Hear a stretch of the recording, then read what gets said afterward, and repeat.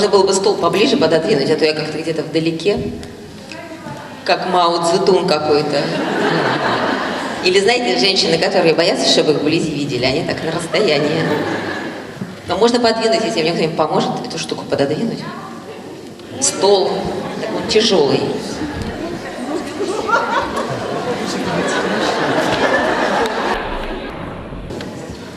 Так нормально?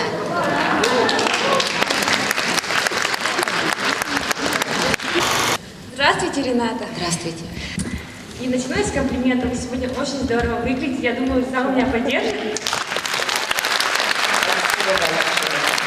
Это платье, между прочим, из последней коллекции Тома Форда. Да, позавчера я с ним встречалась. Он приехал и в Москве открыл свой бутик. Это вот такое кутюр платье. Видимо, я тоже удачно подобрала пальто. Я специально хотела приехать в этом платье именно к вам, чтобы показать веяние современной моды. Вот, и у меня два вопроса к вам, Ренат. Первый вопрос, то есть в чем вы черпаете вдохновение для того, чтобы писать сценарий, сниматься как актриса? То есть, не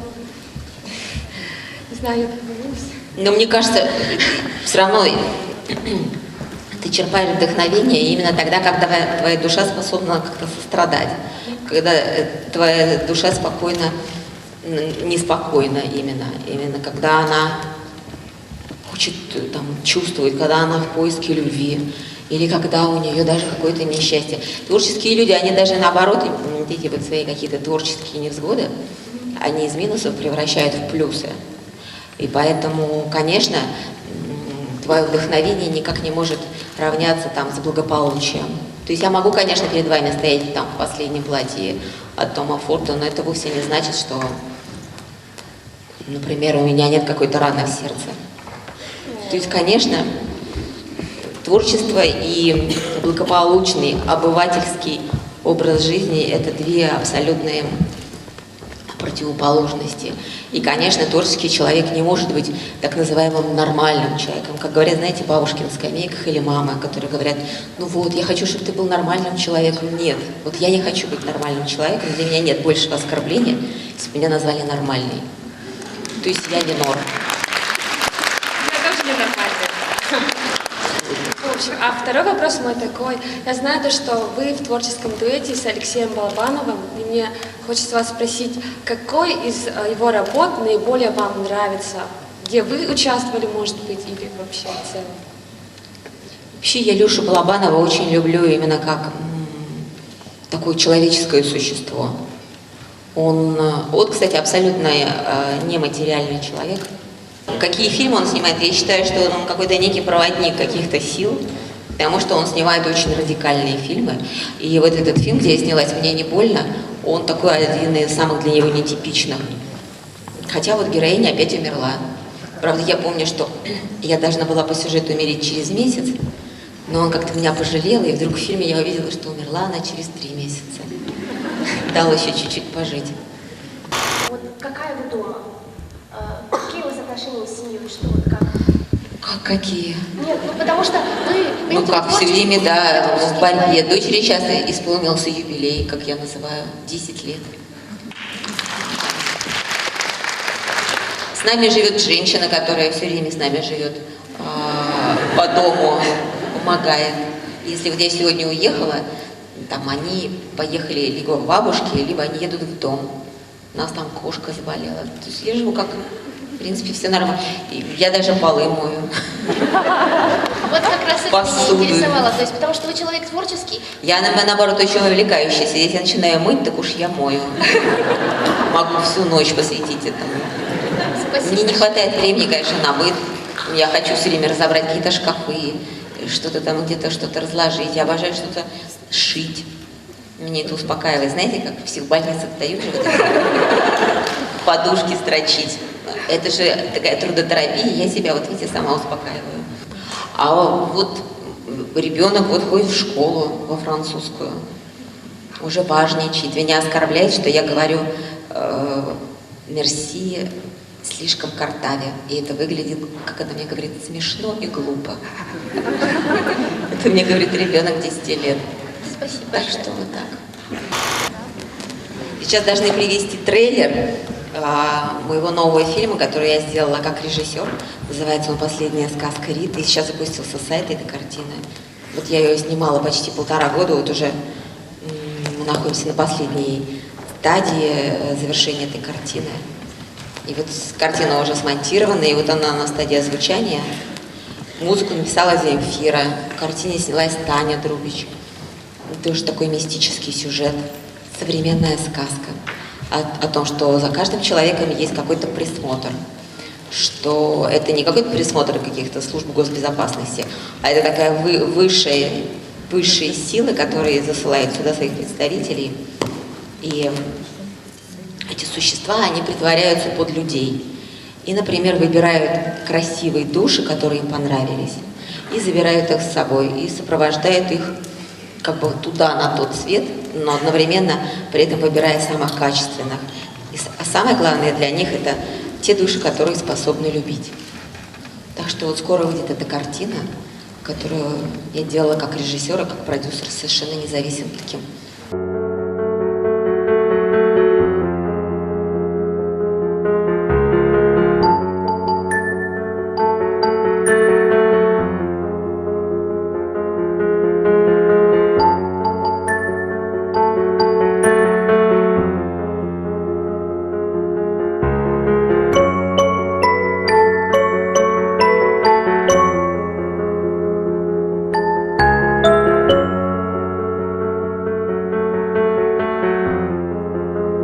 Завещание.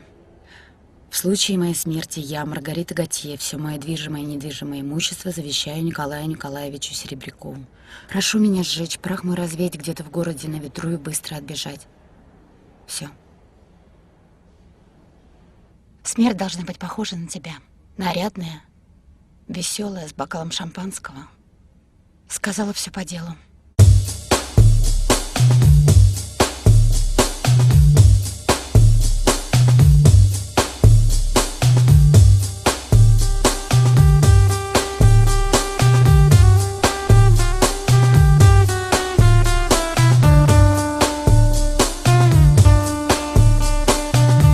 Она была влюблена, ее любили. И еще раз хочу подчеркнуть, что нам всегда любимы именно те души, которые способны любить.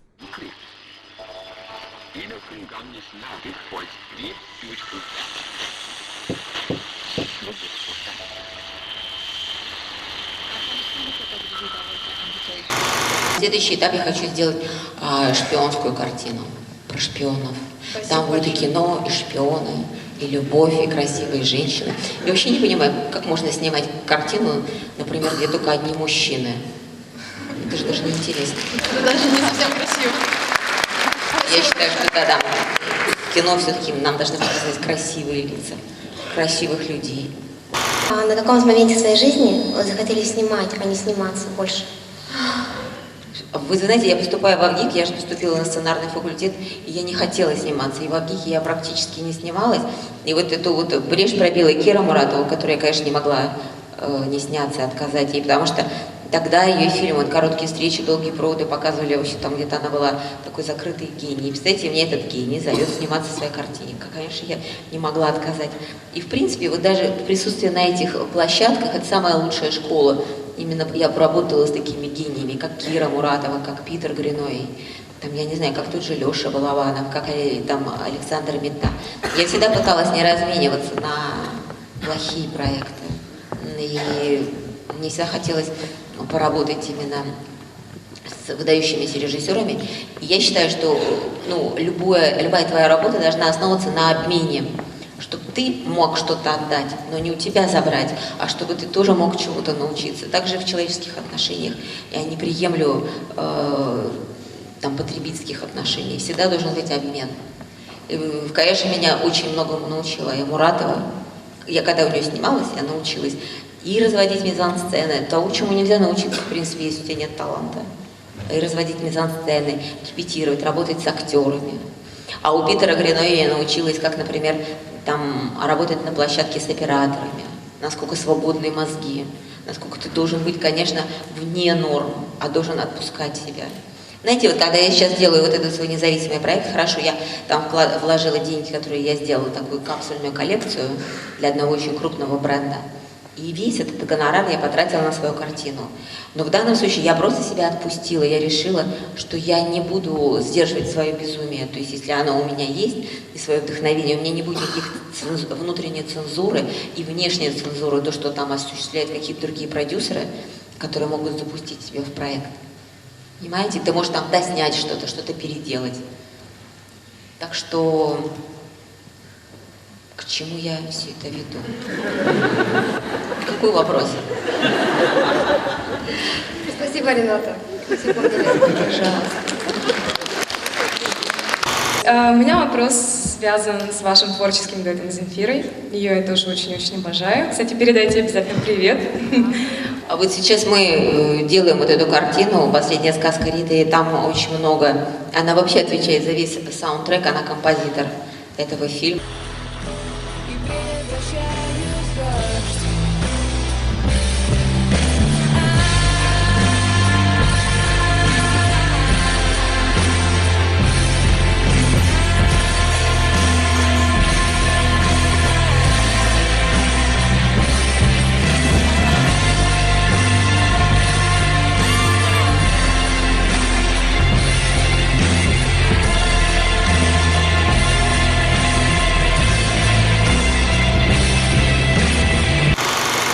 Она фантастический профессионал.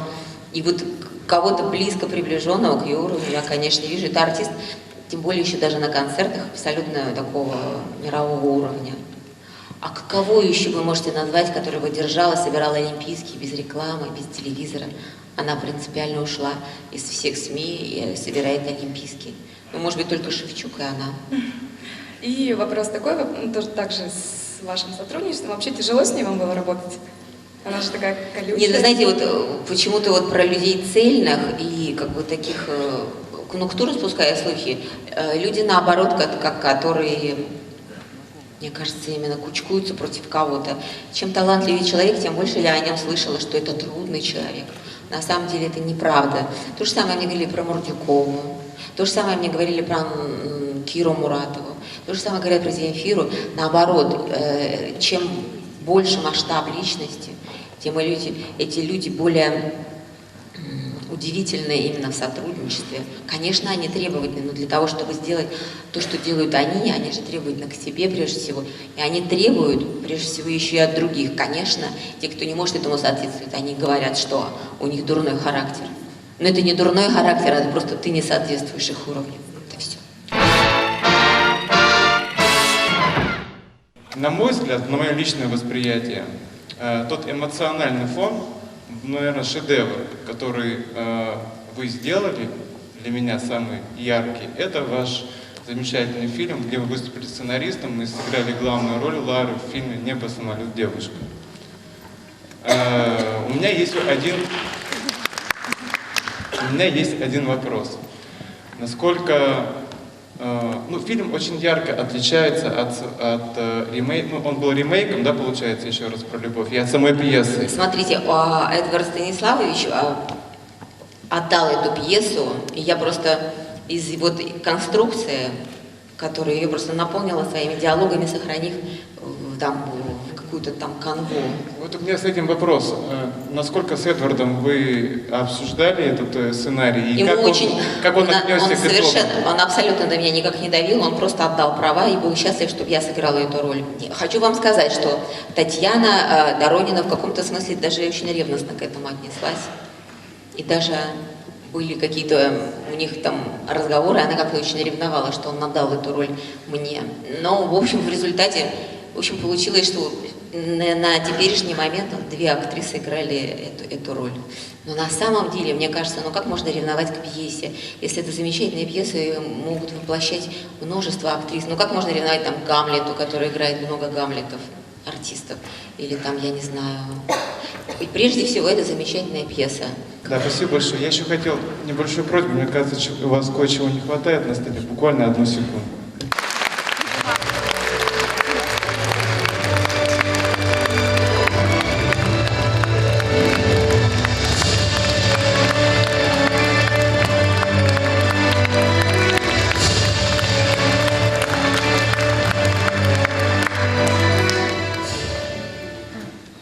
приятно, видите. Мужчина подарил цветочки. Спасибо большое. При этом мне очень нравится, как вы одеты. Я все время говорила, что мне нравятся мужчины в белых рубашках, худые. Или как это еще пока не жирные. Спасибо вам большое.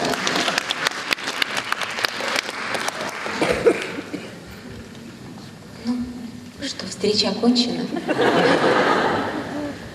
Добрый вечер. Здравствуйте. Вообще-то я терпеть не могу манерных, но это к вам не относится. Да? Да, тем более, Я что... сдерживаюсь, я же не могу. Да. Да, у вас это получается. Так вот, тем более, что я поняла, что это образ.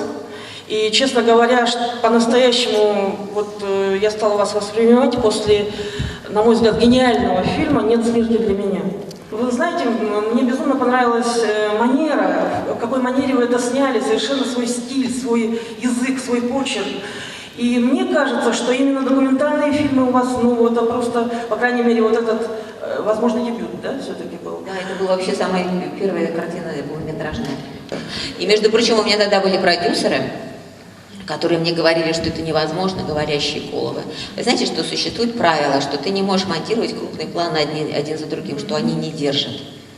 И это неправда. Вы знаете, вот тут вот получается тот самый, как мне когда-то говорила Кира Муратова, вообще-то есть один секрет, что монтируется все. То есть если есть внутренняя энергия вот этих актрис, которая шла там от экрана, то это монтировалось все. Они говорили, да, надо их показать в быту. Я не хотела, наоборот, очень там... Они жили, в общем, достаточно скромно, и я не хотела, чтобы это было там. Там у 2 актрис мы снимали в квартире, и мы вычищали там всю обстановку. Это же, представляете, у пожилого человека там рушить какой-то его быт налаженный. И это все не хотелось ни в коем случае, чтобы они там где-то резали сурепку или ходили своими, в каких-то своих подранных пальто по улицам, а будучи при этом как бы кумирами когда-то эпохи. Скажите, а откуда у вас вообще такая любовь вот к той эпохе? Все-таки вы человек достаточно молодой. Понимаете, там был какой-то великий жанр, великий стиль. Да, конечно. А сейчас я, конечно, ну, понимаю, вот именно в русском кино, но, ну, как сказать, вот этот вот безвременье, когда вот какое-то мельчание. И поэтому, конечно, хочется придерживаться каких-то более масштабных времен. Здравствуйте, Рената, меня зовут Константин. Да, в отличие от мадам, я очень люблю манерных девушек, поэтому не сдерживайтесь, пожалуйста. И вот такой вопрос, да, в плане написания сценария. Вы пишете и их придерживаетесь каких-то правил, да, вот вы знаете, что вы придерживаетесь, вот, например, трехактной структуры, там, правила драматургии соблюдая, либо вот пишете вот как душа. Нет, все-таки, когда ты пишешь материалы и работаешь над картиной, ты смотришь моменты провалов энергии. Потому что всегда должно быть, и там, где тебе расфокусируется твое внимание, там, значит, энергетический провал, значит, это надо вырезать. И также и в текстах. То есть ты всегда должен найти к какой-то кульминации, к развязке, и всегда должен быть некий катарсис, потому что я ненавижу произведения искусства, после которых хочется пойти и повеситься. Понимаете? Есть такие вот режиссеры, авторы, после там, просмотра их картин, там, каких-то спектаклей, произведений, ты испытываешь до такой степени неприятное ощущение, такую какую-то депрессию или, я не знаю, такое ощущение, что ты хочешь помыться, безвыходность, отчаяние. И я считаю, что это не есть предмет искусства. Это значит, там, какой режиссер выплеснул на тебя и вылечился таким образом за счет своего художественного произведения, как бы. Но по-настоящему гениальные художественные произведения, они всегда тебя как-то наполняют, вдохновляют, даже если они грустные. Это вот то, что отличает гениальное произведение от другого, которое может быть не менее сильным. Ну, там, где там зарежут собаку или будут там душить ребенка. Ты можешь испытать шок, но это не есть искусство. Понимаете? И вот как вот очень многие критики не могут различить, как бы, как сказать, фейк-подделку и что-то настоящее, то, что тебя просветлило бы, то, что тебе дало бы какой-то такой внутренний толчок, что ты можешь заплакать. Но одновременно ты выйдешь оттуда, и у тебя будет колотиться сердце, и ты будешь жить этой картиной долгие годы. А не то, что ты хочешь, идешь и думаешь, блин, где же мне выпить, что ли, и пойти головой стукнуться. Понимаете? Но вот в фильме «Богиня», в вашем фильме, да, там же тоже все заканчивается смертью, грустно. Всегда все заканчивается смертью. Вы думаете, вы бессмертные?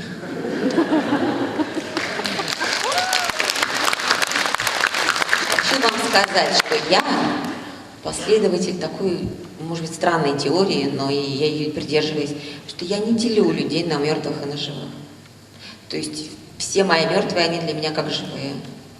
И в конце концов я сама будущая мертвая. Да вы когда-нибудь слышали о якутском кинематографе? Вообще видели какой-нибудь якутский фильм? Либо вообще как относитесь к азиатскому? А вы знаете, что вот тут же Леша Балабанов, он же начинал делать фильм «Река», именно по писателю якутскому. И даже она была смонтирована, я видела весь этот материал, совершенно выдающаяся могла бы быть картина, если бы не погибла вот главная героиня. Да, а потом уже вот он снимал уже вот артист из вашей республики, который, к сожалению, скончался недавно. Потрясающий артист. Когда я посмотрела там, где он играл вот этого генерала, в последней его картине, Кочегар. Вот, честно сказать, вот он на нем одном держится это произведение. Настолько он фантастически достоверный, и в нем такая энергия. И вот просто для меня Леша открыл совершенно выдающуюся фигуру. Я не знаю, он в театре был известный у вас? Нет, к сожалению, здесь его практически... Фантастически потрясающий именно вот на кинопленке вот его существование. Очень жалко, видите, только там одна или там, у него там чуть-чуть роль. По-моему, больше нигде не снимался. Спасибо большое. Как вы относитесь к символике и как вы придерживаетесь к ней, создавая фильм или сценарий? А вот вы знаете, вот у меня в этой последней картине, когда вот это некое мифологическое существо собирает красивые души, там очень много я исследовала тем про то, что является, например, символом смерти. И самое удивительное там открытие я делаю в разных религиях и в разных там народах и учениях. Например, бабочка, символ смерти, змея, там какие-то маги, символ смерти. Или, например, в каждом народе, например, смерть приходит в том или ином обличии. Если там скандинавских народов, там фигура в капюшоне, там с косой, то у русских там народов это женщина в белом, а у некоторых она должна прийти во сне и тебя предупредить заранее, ну, если она тебя уважает. Или там в каких-то, там, например, мужчина в зеленом фраке. А если там вообще говорить про каких-то гениальных там режиссеров, писателей, деятелей искусства, например, тот же Феллини говорил, что смерть – это прекрасная блондинка в красной комбинации с черными кружевами. Понимаете, у каждого какая-то есть своя теория. То ли стучащаяся птица в окно, то ли пролетающая мимо бабочка. А что для вас значит три цвета, которые вы пытаетесь, постоянно применяете? Это вот черный, белый и красный. Что вы несете? Вы мне прям какую-то тайну открыли. Я люблю очень зеленый. А черный, он же худит. Я хотела вас спросить, вы можете назвать имя человека, который больше всего на вас повлиял в жизни? Может, режиссер какой-нибудь или писатель?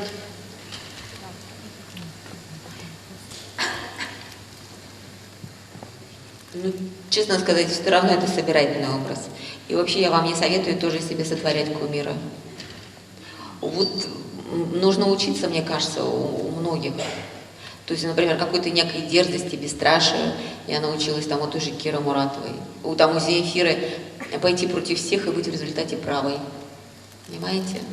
То есть хранить какую-то свою самобытность. Вот это всегда будет не разрешать себя подавлять. Вот когда ты испытываешь внутреннее, как сказать, несогласие на что тебя вынуждают вот те или иные обстоятельства, но продолжаешь это делать, вот это тебя разрушает. И, конечно, это не путь сильного человека, и, конечно, вы ничего не добьетесь. Но, конечно, там, отражая все это, пытаясь быть и настаивая на своем, вы столкнетесь со многими драмами, но в результате вы победите. Но вот просто, чтобы это понять, нужно пройти этот путь. То есть отказаться, уйти, разорвать отношения. Но в дальнейшем у вас уже выведет на новый уровень, когда вы можете состояться. Все эти вот испытания, они уже не будут к вам применяться. То есть понимаете, что если вы один раз скажете «нет», дальше вас уже отпустят.